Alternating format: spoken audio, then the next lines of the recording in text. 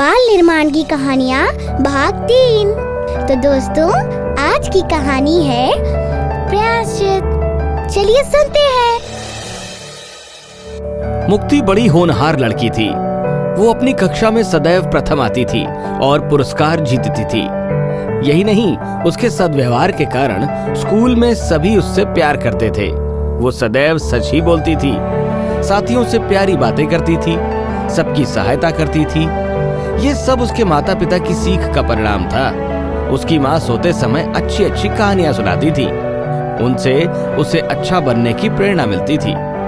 मुक्ति अब चौथी कक्षा में आ गई थी। वो कक्षा की मॉनिटर भी थी।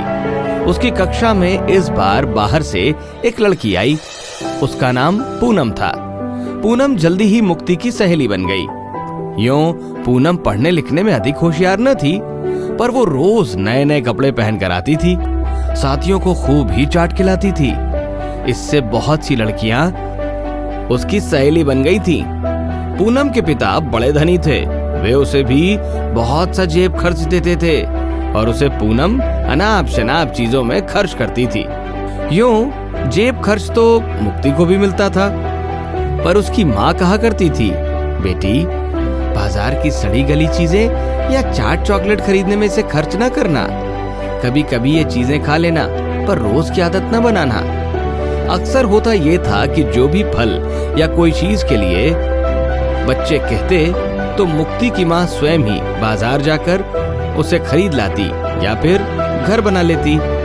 फिर सब मिलकर उसे खाते।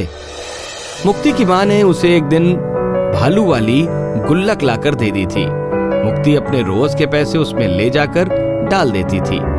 कभी कभी वो गुल्लक से पैसे निकालती थी। पूनम का रोज का एक ही काम था कि खाने की छुट्टी में वो तरह तरह की चीजें खाया करती थी। वो अकेली ही नहीं खाती थी, अपनी सहेलियों को भी खिलाती थी। मुक्ति अपना खाना खा रही होती तो वो जबरदस्ती उसे ले जाती और कहती, मुक्ति, खाना तो घर पर खाते ही हैं, आओ आज गोलगप्पे खाएंगे। मुक्ति कहती, नहीं, मैं पैसे नहीं लाई हूँ। अरे कोई बात नहीं, मैं तुम्हारे पैसे दे दूंगी। पूनम कहती। मुक्ति उसे समझाती कि तुम मेरे पैसे क्यों दोगी। तो पूनम बोलती कि तुम मेरी सहेली हो ना, इसलिए। पर वो सारा खाना बेकार जाएगा। मुक्ति कहती, वो सारा खाना लेकर रास्ते में कुत्ते को डाल देगी। धीरे धीरे पूनम के साथ रहकर मुक्ति को भी बाजार की चीजों में पैसे खर्च करने की आदत बन गई। कुछ दिन तक तो पूनम ने अपने पैसों से खिलाया। फिर एक दिन बोली, क्यों मुक्ति, तुम्हें जेब खर्च करने के लिए पैसे नहीं मिलते? हाँ, मिलते तो हैं, मुक्ति ने उत्तर दिया। तो फिर तुम रोज रोज पैसे क्यों नहीं लाती हो? पूनम ने पूछा। मैं उन्हें जोड़ती रहती हूँ, उनसे कभी कोई चीज खरीद लेती हूँ, कभी कोई। अब की बार अपने छोटे भाई के जन्मदिन पर उछलने वाला मेढक खरीदूंगी। ओह मुक्ति, तुम किस चक्कर में फंसी हो? रोज रोज खाने में जो मजा आता है वो पैसे जोड़ने में कहाँ आता है? पूनम ने सबक दिया। पूनम की संगति से धीरे धीरे मुक्ति भी चटोरी बनने लगी। अब वो रोज पैसे लाने लगी। घर से लाया खाना वो किसी लड़की को दे देती, तो कभी कुत्ते के आगे डाल देती। घर की चीजें अब उसे नीरस लगने लगी। एक दिन मुक्ति के गुल्लक के भी सारे पैसे खर्च हो गए। वो सोच रही थी कि आज मैं चॉकलेट कैसे खरीदूंगी। तभी उसकी निगाह मेज पर रखे माँ के पर्स पर पड़ी। मुक्ति ने एक बार सतर्क निगाहों से चारों ओर देखा और फिर झट से 5 रुपए का एक नोट निकाल लिया। पर्स में काफी रुपए थे, अतएव मुक्ति की ये चोरी किसी की पकड़ में ना आई। अब तो मुक्ति और भी निर्भीक बन गई। कभी वो माँ के पर्स से पैसे निकालती तो कभी पिता की जेब से। माता पिता परेशान थे कि आखिर रुपए कौन चुरा ले जाता है। उनका संदेह मेहरी पर गया, पर मेहरी तो कमरे के अंदर आती तक न थी। वो बाहर से ही काम करके लौट जाती थी। दूसरे, जब मेहरी काम करती थी तो दादी अम्मा बाहर बरामदे में बैठी उसकी निगरानी करती थी।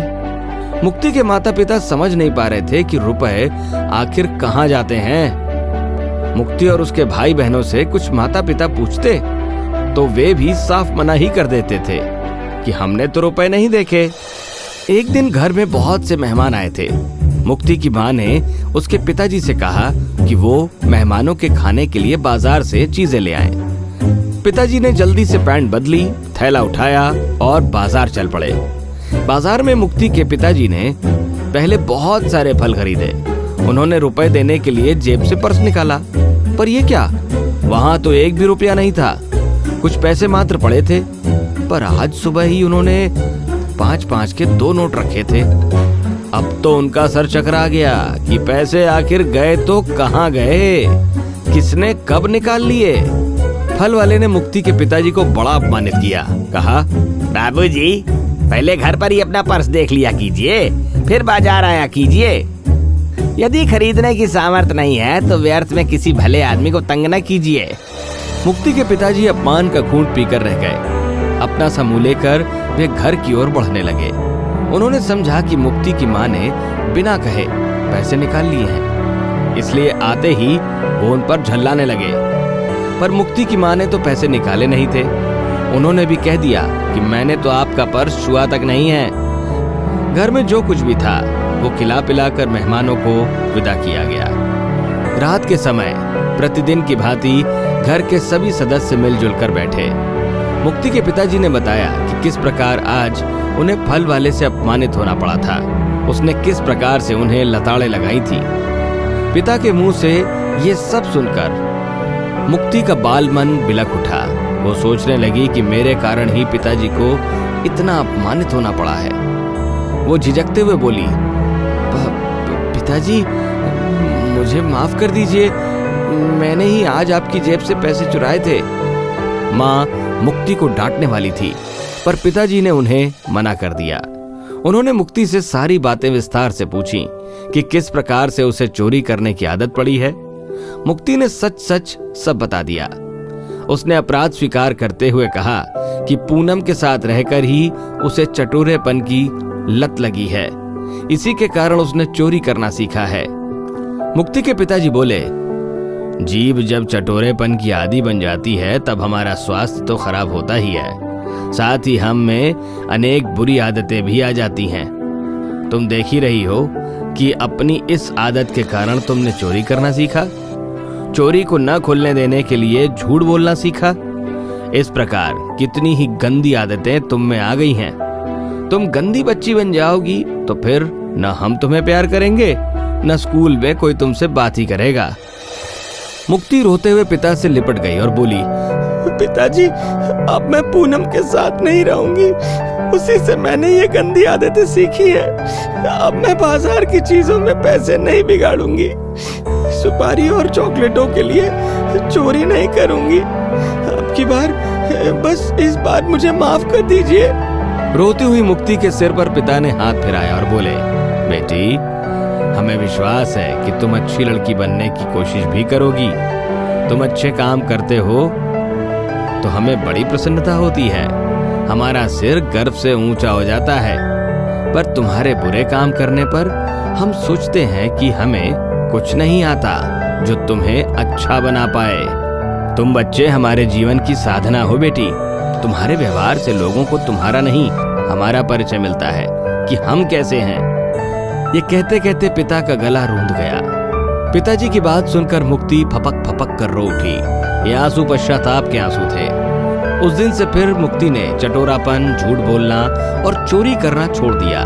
अब वो एक ही बात की कोशिश करती है, जैसे पिताजी चाहते हैं मैं वैसा ही बनूंगी, इससे उन्हें खुशी होगी। तो दोस्तों, ये थी आज की मनोरंजक और प्रेरणादायक कहानी। ऐसी कहानियों के लिए हमारे साथ जुड़े रहिए।